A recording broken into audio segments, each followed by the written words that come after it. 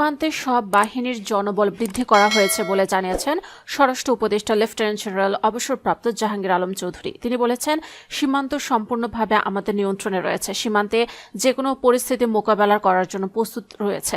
সোমবার দুপুরে সীমান্ত ঘুরে কক্সবাজারের টেকনাফের দমদমে স্থল নাফ নদে বাংলাদেশ অভ্যন্তরীণ নৌ পরিবহন জেটি ঘাটে সাংবাদিকদের প্রশ্নের জবাবে তিনি এসব কথা বলেন।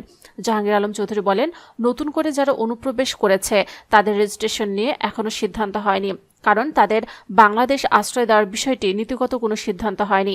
বাংলাদেশ সীমান্ত পুরোপুরি বিজিবি নিয়ন্ত্রণে। সীমান্তে স্থানীয়দের ভয় পাওয়ার কোনো কারণ নেই, তবে কিছু দালাল রোহিঙ্গা অনুপ্রবেশে সহযোগিতা করছে।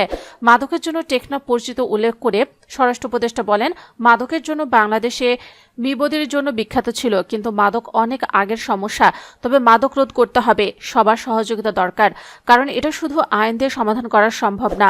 সীমান্তের সব পরিস্থিতি সমাধান হয়ে গেলে নাফ নদে মাছ শিকার সহ শাহপরীর দ্বীপে করিডোর খুলে দেওয়া হবে। জাহাঙ্গীর আলম চৌধুরী বলেন, আমাদের স্বার্থ রক্ষার্থে সংশ্লিষ্ট বিষয় নিয়ে প্রথম থেকে মিয়ানমার সরকার ও আরাকান আর্মির সঙ্গে যোগাযোগ রক্ষা করে চলছি।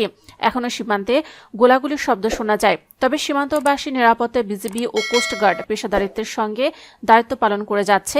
এতে সীমান্তবাসীর আতঙ্ক হওয়ার কারণ নেই। জাহাঙ্গীর আলম চৌধুরী আরও বলেন, সীমান্ত বাহিনীর অগোচরে 60,000 রোহিঙ্গা বাংলাদেশে প্রবেশ করেছে।